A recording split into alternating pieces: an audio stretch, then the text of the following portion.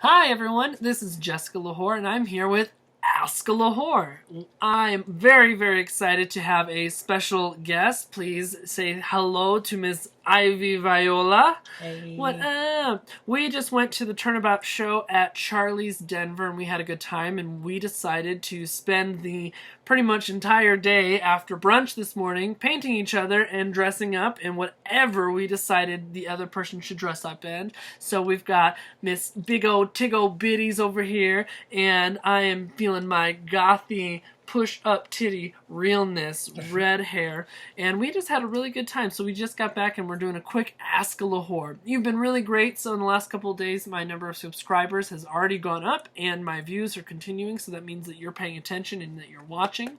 So make sure to comment and ask any kind of question that you want. Try to stump me, try to make me uncomfortable, ask me anything sexual, anything angry, violent. You just want my 2 cents or me to talk the shit, shoot the shit with you. That's all that this is going to be about. Moving right into questions. We have 3 questions today.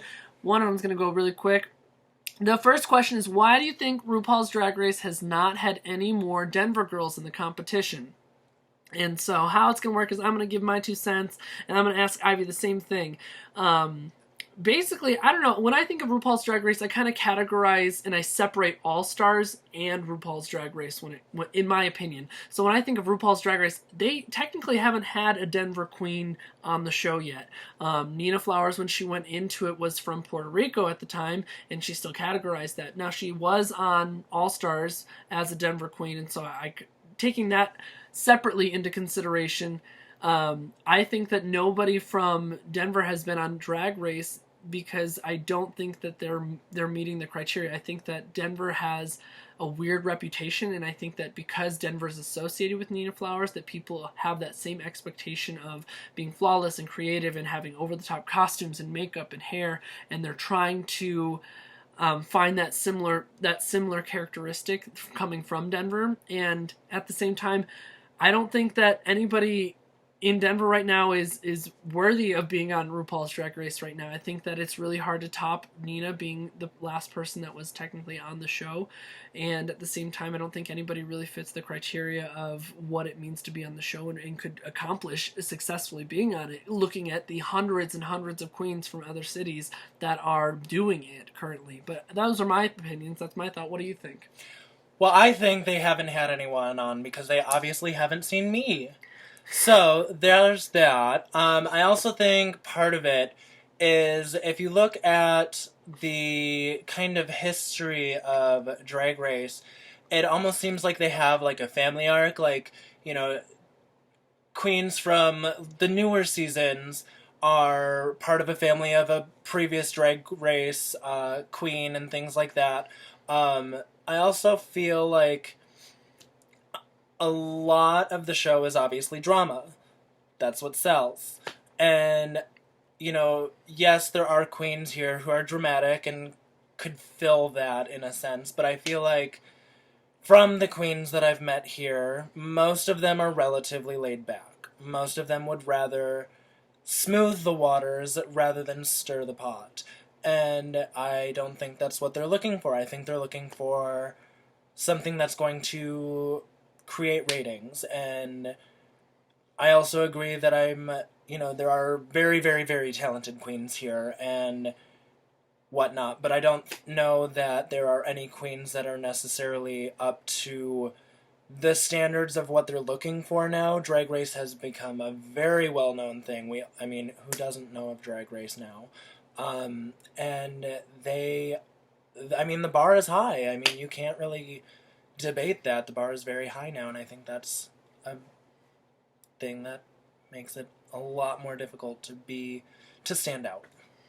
I couldn't agree more with you. I really think that moving from season 1 until season 9 that's up and coming, that the expectation to really have these standards of knowing how to sew, create your costumes, having bigger and over the top concepts is more of a reality rather than just putting your best drag forward. They're expecting even better than your best drag. So those are our opinions. Comment below with what you think and the reason why RuPaul girls, or no one from Denver has been on RuPaul's Drag Race, or comment who you think should be or should be considering being on RuPaul's Drag Race. It is a great opportunity, and who knows, maybe Denver will have their drag queen person. We'll see what happens. The next question I have is, I don't even understand this one. Idris Elba or Chadwick Boseman? I have no idea who the hell either of those two people are. I kind of want to go with Idris because she sounds like a really old chain-smoking lady with a very loose, vajayjay. But I do like Chadwick Boseman because I wanted to call him Chadwick Boneman, and that's why. But those are my 2 cents. What do you think, Ivy?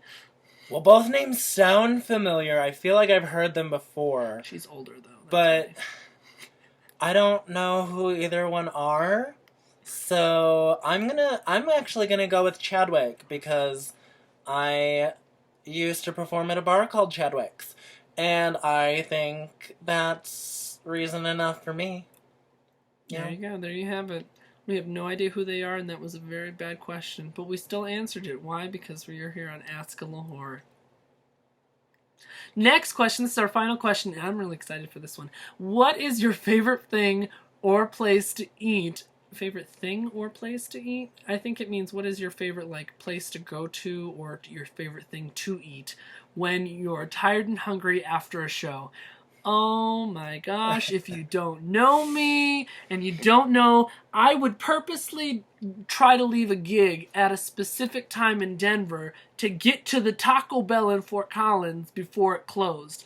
And it was a sign from God. I swear, every single time I drove down the highway and I took the exit to Prospect to go to the Taco Bell, if it was open, it was a sign from some other power that I was supposed to get a cheesy gordita crunch and a beefy cheesy potato burrito that night. And if it was closed, it was meant, no, you should not be eating this late, and you need to go to bed hungry and regretful that you didn't leave early enough. So that's my first go-to. I'm really passionate about this question. My second go-to is I went through this phase where I've never had McDonald's. I've never had a burger from McDonald's or anything like that. But I got addicted to the hot and spicy chicken McSandwich with ranch on it. And I would go to McDonald's even when I was not hungry or full. It was like it was part of my routine. Like if I didn't go, I felt out of place and confused. And I'd stop after a Charlie's gig or a Mary's gig, and I'd get me 2 hot and spicy McChickens, yeah. That's it. Those are my favorite fast food things to eat on the way home, but I really don't do that anymore, unfortunately. Do you have a favorite? Well, for starters, I'm gonna give you L'Whor fans. Instead of Ask a L'Whor, I'm gonna Ask a L'Whor fan. She prefers Taco Bell, which is great. It's fine. It's dandy. I'm learning to love it. It is open past midnight, which is nice. Mm-hmm. But I'm a Midwest girl. I'm from Wisconsin, and we have Taco John's. And Taco John's, hands down, I can't even tell. I would eat Taco John's every meal, every day, for the rest of my life. So you tell us what you would prefer for if you've had Taco John's. If you haven't, you're missing out. You have to try it. I have to admit it is really delicious. She broke my Taco John's virginity, and I felt like I was cheating on Taco Bell. But it really is delicious. But when it's past midnight and you just want to eat a cat wrapped in other greasy nonsense in a tortilla, that's all I want. That's all I want. Yeah, so, I mean, try it if you haven't. But to answer the question, after a show, honestly, I'm not a big eater after a show. After a show, I'm just tired. I just want to go home. I want to sleep. I want to get this off. That's my only goal. So if I eat after a show, probably one of my favorite things, and this is after a show, when I'm tired, when I'm hungover, coming home after a bar trip, whatever, I really, really, really love cold pizza. Refrigerated, day-old pizza it makes my pussy wet. It works for me. It's gross, I know, I don't care. When I come home and I'm tired, it's refreshing. Because it's cold. And moldy and disgusting. It's not moldy. Cold, I mean, unless you have, cheese technically is mold or something, isn't it? Technically, yeah. But that's my go-to. Otherwise, I just really like showering. And going to bed. And going to bed. Because that's what the elderly do. She acts like she's so much younger. I know. I try to sometimes. My birthday's in like... 15 days. 15 days already? Isn't Jesus 15, Christ. 14, 15? Anyway. I'm almost 94, guys. Can you believe it? Yeah, look at this face. You'd never know. Well, she painted it, so... I know.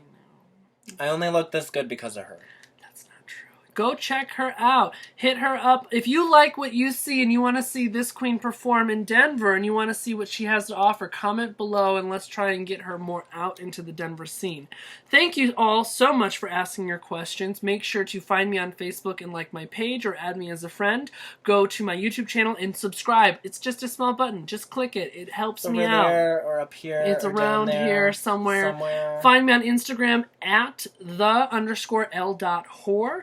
And we will see you next time with more Ask a L'Whor. Bye!